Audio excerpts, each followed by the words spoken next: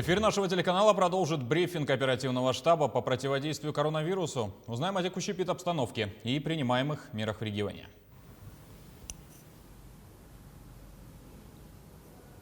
Ольга Валерьевна, здравствуйте. Об эпидемиологической обстановке в республике на сегодняшний день. Добрый день, уважаемые жители Республики Саха-Якутия. Текущая санитарно-эпидемиологическая ситуация в республике характеризуется 112 новыми случаями новой коронавирусной инфекции, выявленной на территории Республики Саха-Якутия по данным Управления Роспотребнадзора. На столицу нашей республики приходится 62 случая. Соответственно, основные очаги этих случаев, основные группы заболевших относятся к семейным контактам, которые в достаточно большом количестве сегодня присутствуют как среди заболевших, так и среди тех, кто находится в наших больницах.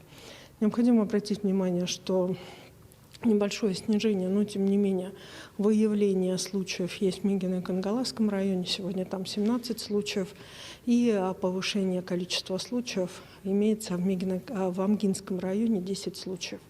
По 4 случая зафиксированы в Вилюйском, Нерингринском и Усть-Алданских районах. Особое внимание необходимо обратить внимание на Усть-Алданские и Вилюйские районы, потому что по ним принято решение, которое направлено на то, чтобы сохранить детей, так же, как и по Чурапчинскому району, где зафиксировано 3 случая о переводе всех, кроме выпускных классов, на дистанционное образование. По 2 случая зарегистрировано в Кобяйском, Намском улусах и по 1 случаю в Горном и Среднеколымском улусе. Необходимо обратить внимание на осложняющуюся ситуацию в Татинском улусе. В большинстве своем она связана с необходимостью разворачивания дополнительных коек в Татинской центральной районной больнице, действия которые делаются сегодня как управлением Роспотребнадзора, так и учреждениями здравоохранения. И сегодня в Татинском улусе ситуация характеризуется поздним обращением граждан за медицинской помощью, в связи с чем обращаем на это особое внимание, потому что сегодня, к сожалению, антилидером по тяжелым случаям является Татинский район. За сутки проведено 658 исследований, всего обработано за весь период пандемии 1 070 092 теста. Лаборатории наши продолжают работать как учреждения здравоохранения, так и, соответственно, учреждения Роспотребнадзора. На настоящий момент в республике продолжается вакцинация от новой коронавирусной инфекции. Всего у нас поступило 136 084 дозы вакцины, и первую вакцину получено в республике 111 834 человека. Что составляет общее, у нас непосредственно темпы вакцинации 82% от общего объема вакцинирования вакцины, поступившей в республику. После праздников, в праздничные дни вакцина поступила в такие районы, как непосредственно Нерингринские, Алданские районы. И, соответственно, часть вакцин сейчас пойдет поступление в другие районы республики. И необходимо обратить внимание на то, что поступившая вакцина должна в тех же темпах, по графикам и по спискам граждан республики оказываться и осуществляться на территории и во всех учреждениях здравоохранения республики. В случае, если в вашем учреждении здравоохранения республики отсутствует вакцина или медики говорят об отсутствии вакцины, соответственно, необходимо просто-напросто проявить терпение. Через некоторое время вакцина будет направлена. В настоящий момент необходимо обратить внимание на то, что есть ряд ограничений, которые во многом зависят от, и в целом эпидситуация зависит от того, насколько мы сегодня их будем соблюдать. Мы не раз со стороны органов государственной власти говорили о том, что любые наши мероприятия, которые проходят, они должны проходить с точки зрения, прежде всего, и самоконтроля самих граждан за соблюдением тех норм, которые необходимы.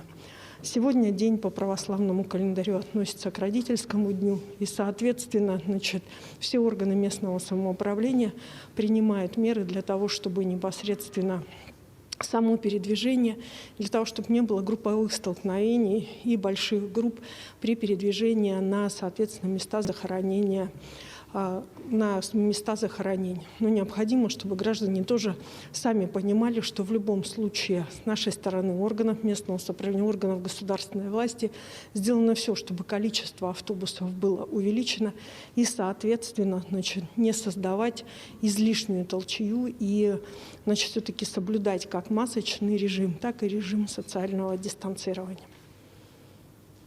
Спасибо. Это был брифинг оперативного штаба по противодействию коронавирусу с последней информацией о текущей эпидобстановке.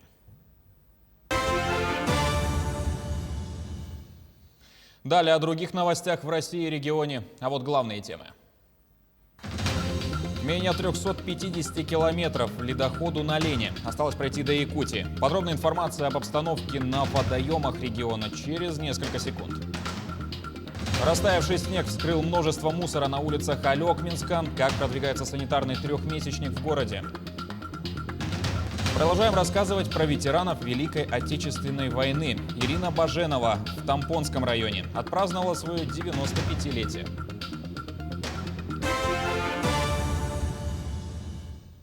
Ледоход на реке Лени менее чем в 350 километрах от границы с Якутией. Паводковая обстановка в районе Иркутской области стабильная и ниже критических отметок. Таковы данные на сегодня. На реках западных и верхнеленских районов области чисто. Местами ледоход до 100%. Нижняя кромка льда на реке Лени находится в 5 километрах ниже населенного пункта Юбилейный Киринского района. Динамика за сутки 60 километров. Расстояние до Якутии 347 километров.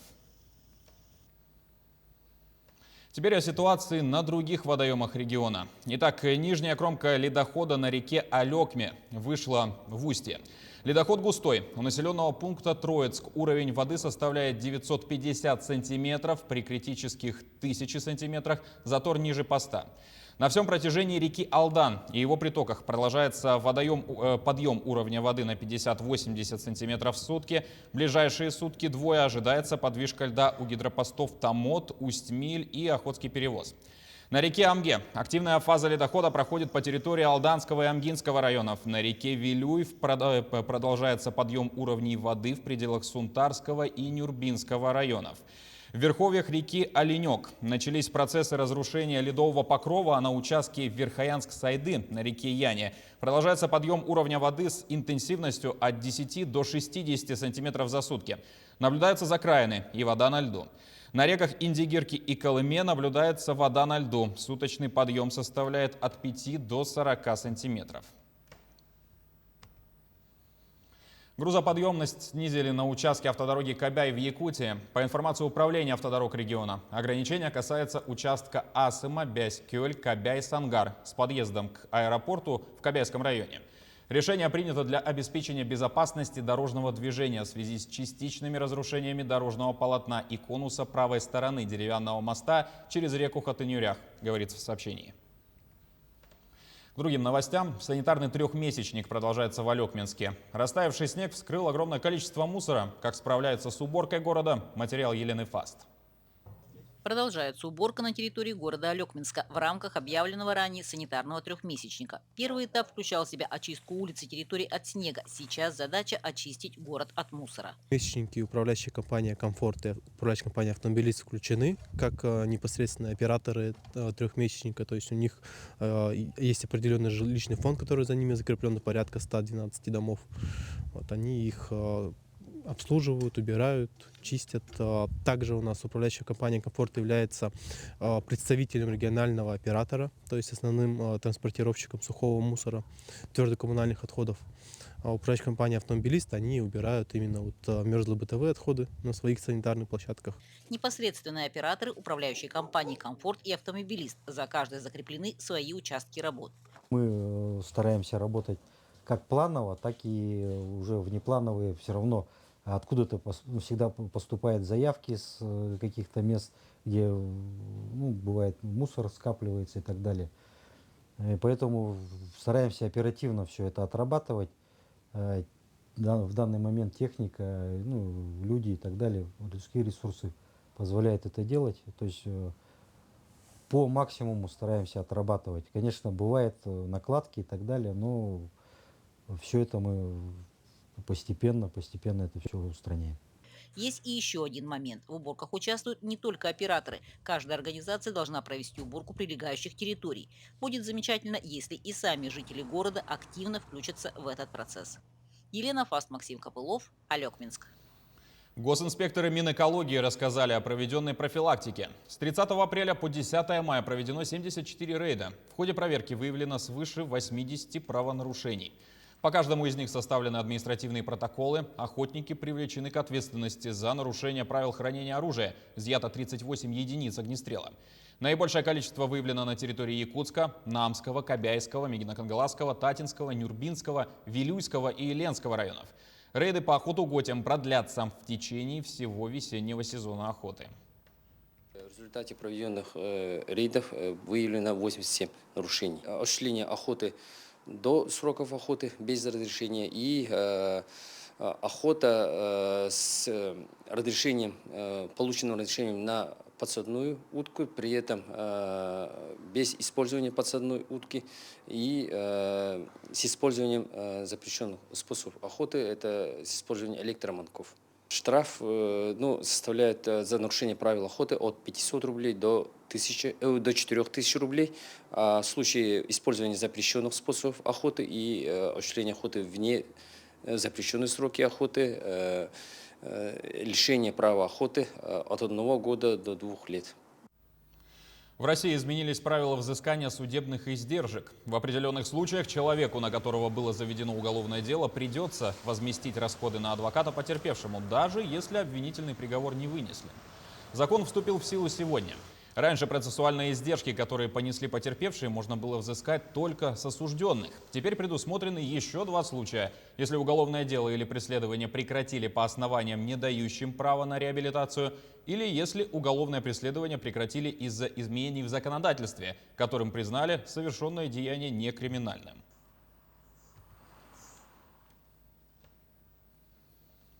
Сертификаты на улучшение жилищных условий многодетным молодым семьям вручили в Нюрбе. Наш корреспондент Роман Савинов побывал на мероприятии. Сертификаты на улучшение жилищных условий получили 8 семей, имеющие 2 и более детей. В Нюрбинском районе с начала года этой мерой господдержки воспользовались 14 молодых семей. Для семей, имеющих 2 и более детей, сумма социальной выплаты составляет более 1 миллиона 300 тысяч рублей. На мой взгляд, данная программа очень важная для молодых семей. Это очень большая поддержка для приобретения и улучшения жилищных условий, для строительства дома. Мы планируем летом уже приобрести по договору, то есть не построить, не в ипотеку, а вложиться собственными средствами и данным сертификатом. На реализацию государственной программы обеспечения качественным жильем и повышения качества жилищно-коммунальных услуг на 2020-2024 годы предусматривается трехстороннее финансирование. Это федеральные, республиканские и муниципальные бюджеты. Для ускорения очереди на получение этой социальной выплаты в Нюрбинском районе со следующего года планируют увеличить сумму софинансирования. Мы в этом году предусмотрели 10 миллионов рублей. Положение есть, там категорирование по возрасту. Если ему уже достигнет 35 лет, они уходят от этого категории, поэтому мы хотим увеличить софинансирование с района, потому что побольше семей получили эту поддержку. Сегодня на очереди на получение сертификатов молодым семьям стоят более 170 семей. Со следующего года, когда район увеличит сумму софинансирования, увеличится и софинансирование со стороны республики. Соответственно, заветную социальную поддержку получат больше молодых семей. Роман Савинов, Геннадий Матвеев, Эдуард Васильев, Нюрбинский район. Продолжаем рассказывать про ветеранов Великой Отечественной войны из Якутии. Накануне Ирине Баженовой исполнилось 95 лет. Со знаменательным событием ветерана поздравила Мария Винокурова. Сегодня у Ирины Прокопьевны дом полон гостей. За большим праздничным столом она встречает глав УЛУСа и райцентра, руководителей учреждений. Цветы, подарки, поздравления от президента Владимира Путина, Илдархана и сына Николаева, предприятий и организаций, соседей. О, молодец!